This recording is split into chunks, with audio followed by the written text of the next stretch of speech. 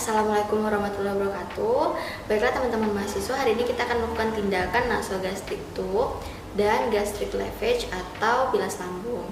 Nah, nasogastric tube atau NGT yang biasa kita dengar itu adalah tindakan memasukkan selang ke dalam hidung sampai ke lambung. Sedangkan gastric lavage itu adalah tindakan mendekontaminasi gastrointestinal dengan cara memasukkan cairan ke dalam lambung lalu mengaspirasinya kembali untuk mengeluarkan zat-zat berbahaya ataupun racun-racun.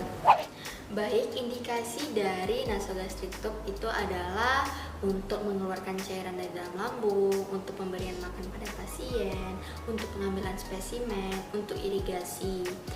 Sedangkan indikasi dari gastric lavage atau bilas lambung itu untuk mengeluarkan zat berbahaya atau racun, mengeluarkan narkoba, untuk mengeluarkan pendarahan yang disebabkan oleh trauma abdomen.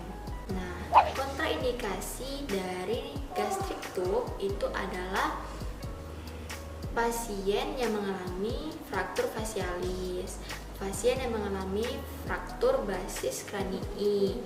Nah, sedangkan dari kontraindikasi pada gastric lavage itu pasien yang mengalami penurunan kesadaran, pasien yang tertelan zat korosif, lalu pasien dengan riwayat melakukan bypass gastrik atau bypass gaster. Nah, komplikasi dari tindakan bilas lambung itu adalah ketika kita memasukkan cairan ke dalam lambung untuk mengeluarkan racun, khawatirnya cairan yang kita masukkan itu mendorong racun yang di dalam lambung ke dalam duodenum. Nah, ada juga komplikasi lainnya seperti hipoksia atau aspirasi paru-paru yang berlebihan. Selanjutnya kita akan langsung ke tindakan nasogastric tube dan bilas lambung. Baik, selanjutnya adalah persiapan alat, yang mana alat-alatnya adalah nerbeken atau bengkok, kasa, kom kecil, plester, NaCl, gelas ukur,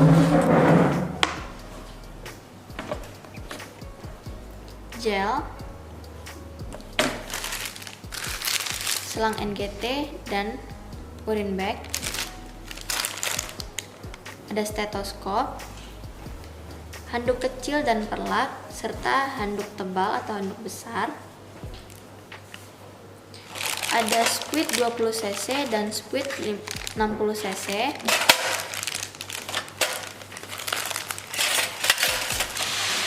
ada gunting plester, gunting klem, dan pinset. Lalu ada handscoon,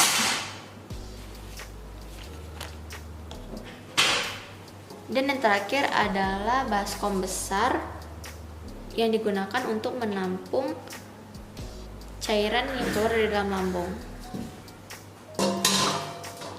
Baik, selanjutnya kita akan masuk ke tindakan. Baik, selanjutnya kita akan mendekatkan alat.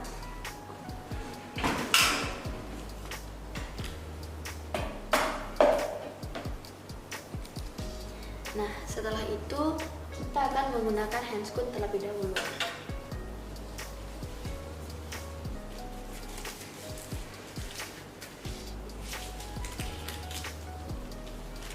Tindakan yang kita gunakan ini adalah tindakan yang bersifat bersih.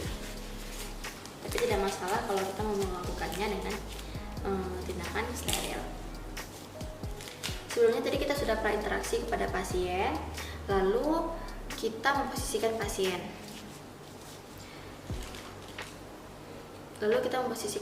Ada 3 posisi untuk pemasangan NGT atau untuk bilas lambung ini. Yang pertama adalah posisi berbaring, semi fowler, dan posisi duduk. Namun posisi yang kita gunakan hari ini adalah posisi yang berbaring tanpa bantal. Baik, permisi ya Pak ya. Kita angkat dulu bantalnya. Pastikan kepala, leher, dan bahu pasien itu sejajar. Nah, untuk menghindari kontak infeksi, kita akan memasang handuk di bawah leher pasien.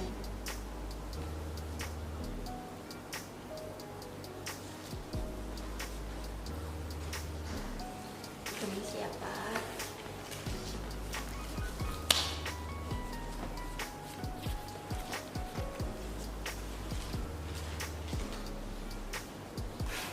Baik, setelah itu kita akan memasang perlak dan handuk di atas dada pasien.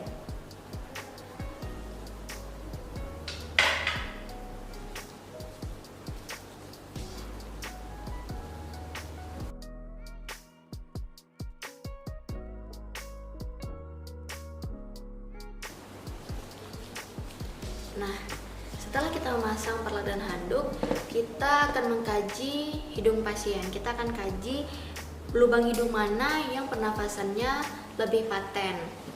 Nah, setelah kita sudah selesai mengkaji, maka kita akan membersihkan lubang hidung pasien.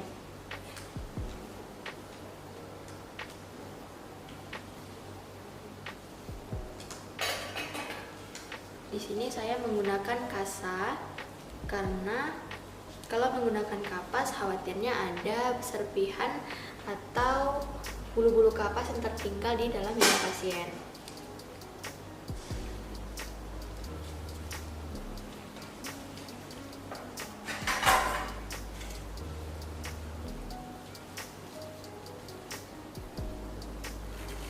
Baik, setelah kita selesai membersihkan hidung pasien, maka kita akan melakukan pengukuran NGT.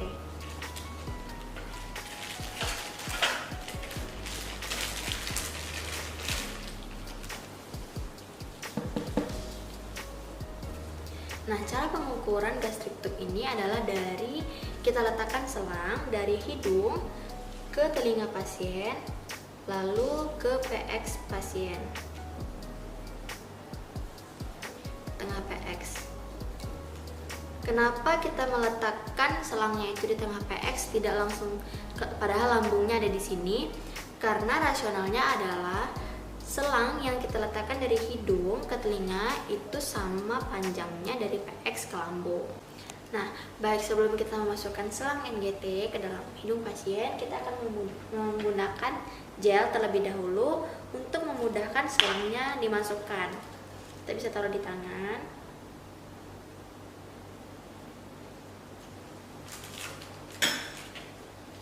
Lalu kita berikan gel seperti ini.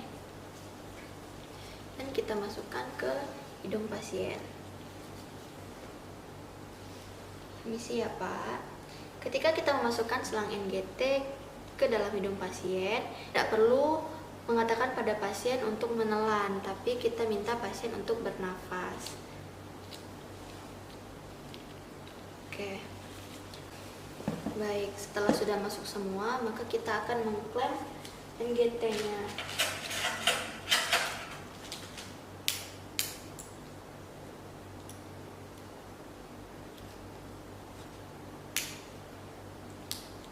Nah, setelah kita klem, kita akan mengecek apakah selang NGT ini sudah masuk ke dalam lambung atau belum dengan 3 cara. Baik, yang pertama kali kita lakukan adalah mengambil cairan dari lambung pasien. Kita lepas dulu klemnya. Lalu kita masukkan spuit. Lalu kita tarik cairan dari lambung pasien. Kalau dia keluar cairannya, berarti ini sudah masuk, selang NGT sudah masuk ke dalam lambung. Nah, selanjutnya adalah dengan cara mendengarkan lambung pasien.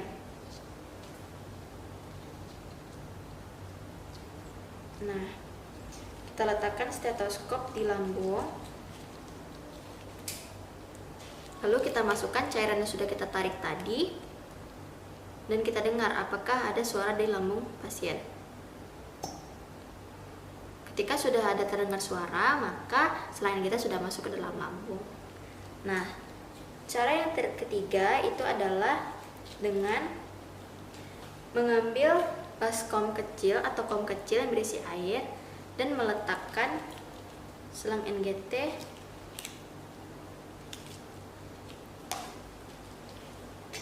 di dalam baskom tersebut. Nah, ketika kita sudah melihat ada gelembung-gelembung udara, berarti cairan itu ada di paru-paru, tapi juga tidak ada, selang ini sudah masuk ke dalam lambung. Baik, setelah kita selesai Setelah kita selesai memastikan bahwa selang ini sudah masuk dalam lambung atau tidak, maka kita lanjut dengan pembilasan lambung. Nah, cara pembilasan lambung yang pertama kali itu adalah kita memasukkan cairan ke dalam selangnya.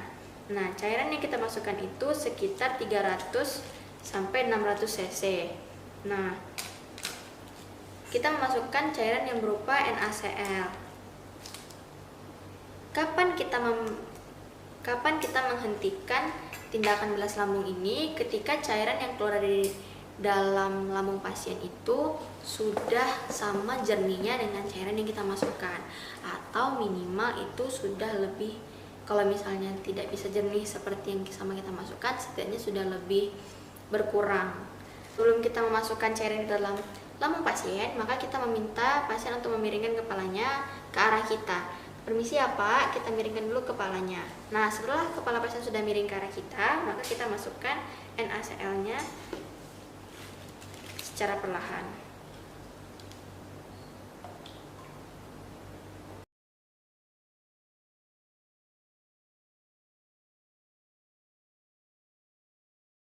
Lalu kita buka klemnya, kita alirkan ke pasien. Setelah itu lalu kita klem lagi, kita masukkan lagi. Ketika kita sudah kira-kira sudah memasukkan sebanyak 300 cc, maka kita tunggu selama 1 menit. Jadi kita klem dulu. Ini tetap kita klem dengan tangan seperti ini ya. Lalu kita klem terlebih dahulu dan kita sambungkan ke urine bag. Nah, setelah kita tunggu selama 1 menit, baru kita alirkan ke urine bagnya. Urine bag harus lebih rendah daripada pasien. Nah, setelah itu tindakannya kita ulang lagi sampai cairan yang keluar dari lambung yang kita lihat di urine bag itu lebih jernih dari cairan ini atau sejernih cairan yang kita masukkan.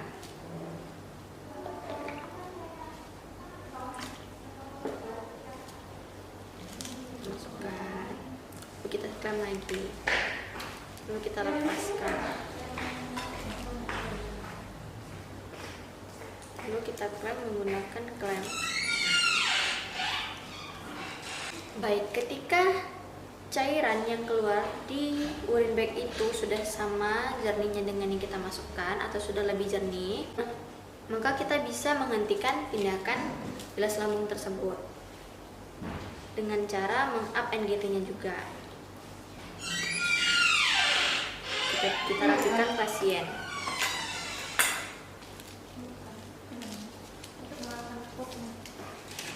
Ini siapa?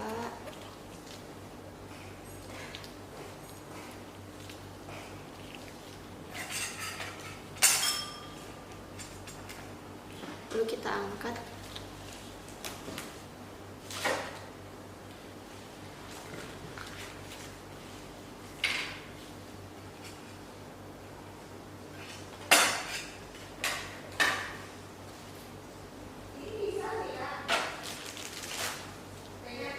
Lalu kita angkat juga handuk yang dibawa leher pasien.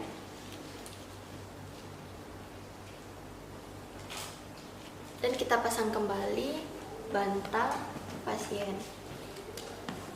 Namun kalau misalnya kita ingin melanjutkan lagi tindakan gastric lavage itu, bantalnya tetap harus kita awaskan dulu. Setelah kita melakukan tindakan, maka kita akan melakukan tahap terminasi kepada pasien dan kita akan dokumentasikan.